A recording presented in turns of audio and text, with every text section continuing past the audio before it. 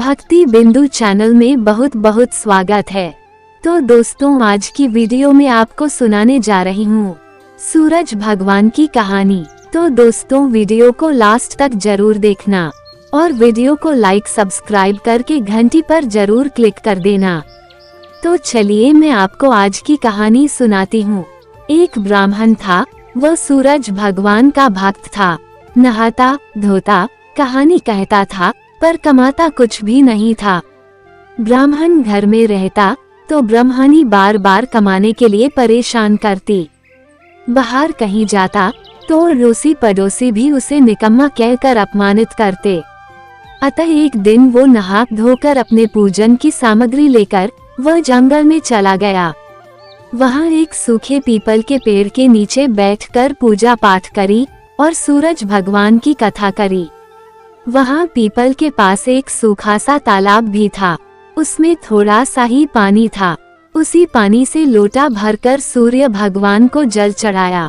पूजा का जल बहकर पीपल और सूखे तालाब में भी गया। जल के जाते ही सूख पीपल हरा भरा तथा सूख तालाब साफ पानी से भर गया।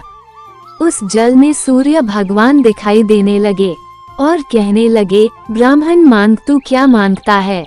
ब्राह्मण ने सुना तो यो घबरा गया, सोचने लगा, लगता है पीपल में कोई भूत रहता है। रोज जब वह पूजा करता तभी आवाज आती। सुनकर वह चिंता के कारण दुबला होने लगा। ब्राह्मणी कभी कभी ब्राह्मण से मिलने जंगल आती थी। उसने ब्राह्मण से पूछा, आप दिन प्रतिदिन दुबले क्यों हुए जा रहे हैं? तब ब्राह्मण ने सारा हाल बताया। तब ब्राह्मणी ने कहा कि आपके बाद ही आवाज आती है न? मुझे तो लगता है कि सूरज भगवान स्वयं आते हैं। इस बार जब आवाज आए तो तुम सब कुछ मांग लेना। ब्राह्मण ने बोला, कैसे मांगू? ज्यादा कुछ कहना होगा तो मैं भूल जाऊंगा। कोई ऐसी तरकीब बताओ जिससे कम शब्दों में ज्यादा सा मिल जाए। ब्राह्मणी ने कहा, तुम इस प्रकार कहना, 9 खंडे महल के अंदर सोने के पालने में परपोते को दास दासियों द्वारा खिलाते अपनी आंखों से देखूं। इस प्रकार लंबी उम्र, महल, बेटे, पोते, परपोते और धन सब मिल जाएगा।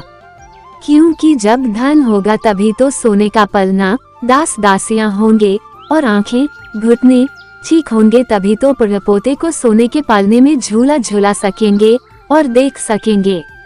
दूसरे दिन पूजा के बाद आवाज आई तो ब्राह्मण ने वैसा ही कहा जैसे ब्राह्मणी ने समझाया था। सूरज भगवान ने कहा, दिखने में तो भोला लगता है, पर एक ही वार में सब मांग लिया। सूरज भगवान ने कहा, जा तेरी इच्छा पूरी होगी। ब्राह्मण जंगल से घर आया तो देखा कि उसकी टूटी हुई झोपड़ी की जगह एक 9 खंडा महल खड़ा है। दास दासी आ जा रहे थे। ब्राह्मण ने उनसे कहा, यहाँ मेरी झोपड़ी और बुई ब्रह्मानी थी, कहाँ गई? उस समय महल की खिड़की से एक सुंदर औरत गहनों और सुंदर कपड़ों से सजी हुई बाहर आई और ब्राह्मण से बोली, आ जाओ, ये अपना ही घर है। सूरज भगवान ने तुम्हारी मनोकामना पूर्ण कर दी। ब्राह्मण ने कहा, हम इतने धन का क्या करेंगे? ब्रह्मणी ने कहा, धन से क्या नहीं होता, दान पुण्य यज्ञ होम करेंगे। फिर ब्राह्मण ने वैसा ही किया। अब सब राजा की जगह ब्राह्मण का गुणगान करने लगे।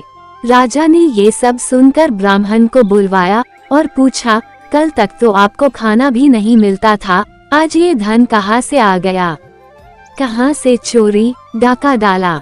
ब्राह्मण ने कहा कि ये सब तो सूर्य भगवान की कृपा है और सारी कहानी बता दी। राजा ने कहा, मेरे पुत्र नहीं है तो मुझे क्या करना चाहिए? ब्राह्मण ने राजा को सूर्य भगवान की पूजा की विधि बताई। राजा ने वैसा ही किया, यो उसके पुत्र हो गया। सब लोग सूर्य भगवान की जय बोलने लगे। हे सूर्य भगवान, जैसे ब्राह्मण और राजा की मनोकामना पूर्ण की, वैसी सबकी करना।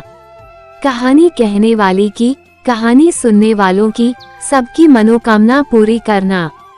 तो दोस्तों, ये कहानी आपको कैसी लगी कमेंट अवश्य करें और इसी तरह की वीडियो को देखने के लिए आप मेरे चैनल को लाइक एंड सब्सक्राइब कर लीजिए और बेल आइकन को भी दबा दीजिए ताकि मेरी आने वाली सभी वीडियो का नोटिफिकेशन आपको सबसे पहले मिल सके। और वीडियो को अपने दोस्तों के साथ भी शेयर करना ना भूलें।